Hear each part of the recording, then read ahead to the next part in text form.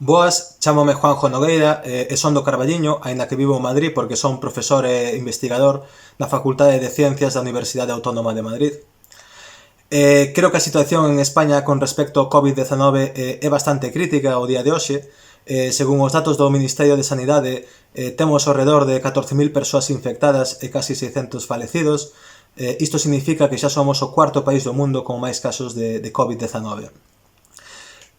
O número de enfermos é moi preocupante, xa que 14.000 é unha cifra moi grande, pero aínda é máis preocupante a velocidade coa que está medrando este número de casos, é dicir, a velocidade de propagación da enfermidade.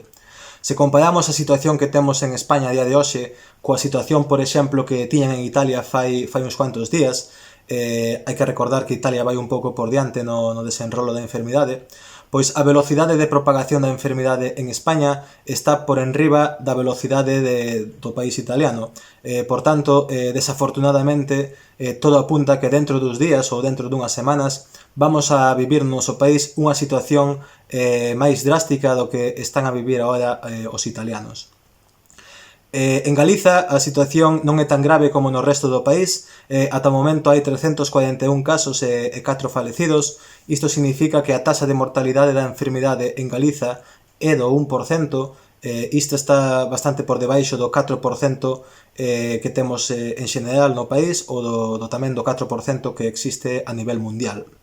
A pesar de que este é un bo dato para Galiza, é importante recordar que a enfermidade chegou a Galicia unha semana aproximadamente máis tarde que a outras comunidades autónomas, como aquí en Madrid, e, por tanto, aínda temos que agardar uns días a ver como evolucionan os datos de Galicia.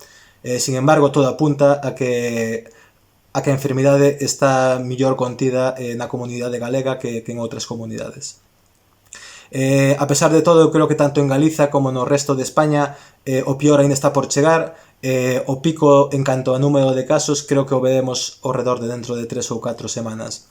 Sin embargo, é importante non perder a esperanza, porque se nos fixamos no que aconteceu, por exemplo, en China, vimos que despois de un mes e medio de confinamento aproximadamente, o país chino conseguiu conter a enfermedade e a día de hoxe prácticamente xa non teñen casos novos.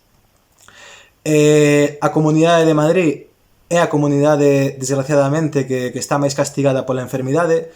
Contamos con case a metade dos casos de infectados, en particular creo que temos ao redor de 6.000 casos e case 400 falecidos. E ademais, para agravar aínda máis a situación, nos últimos días estamos vendo que algúns hospitais non teñen suficientes recursos para loitar contra a enfermidade.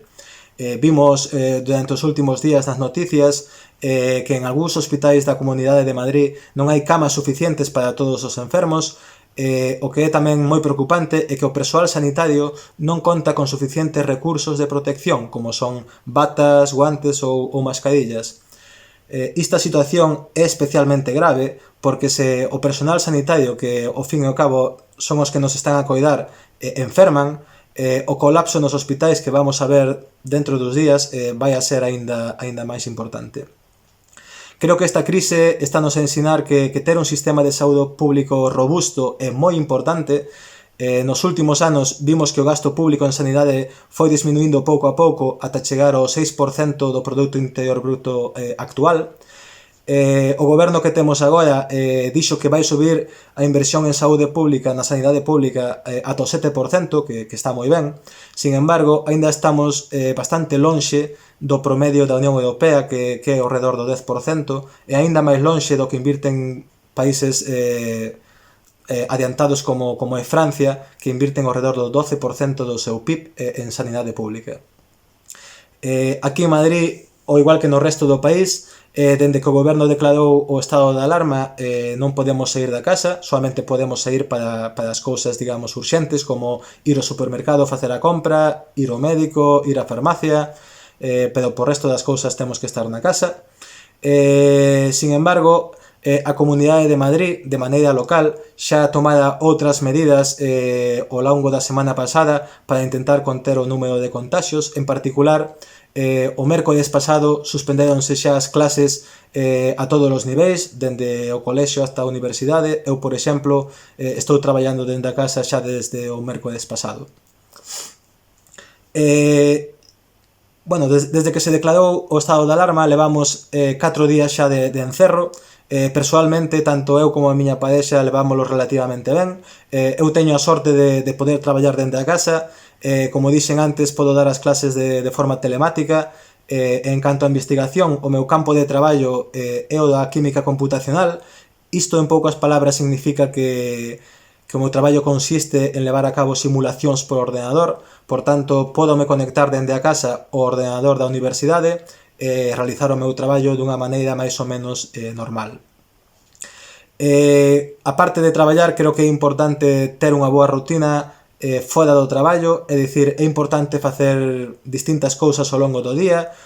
Por exemplo, é importante facer deporte, ler un libro, ver unha película, tomar un café e botar un conto cas persoas cas que vivimos, e se pode ser falar dunha cousa distinta que non sea o COVID-19. É dicir, en definitiva, é importante ter unha rutina e desconectar un pouco, non estar todo o día sentado no sofá vendo que din as noticias con respecto ao COVID-19. A pesar de que esta situación de encerro non é cómoda para ninguén, creo que é importante que sigamos todas as recomendacións das autoridades ao pé da letra. É moi importante permanecer da casa, basicamente por dous motivos. Primeiro, se estamos na casa, o número de persoas infectadas vaise haber disminuído drásticamente con respecto a si andamos por aí pola rúa.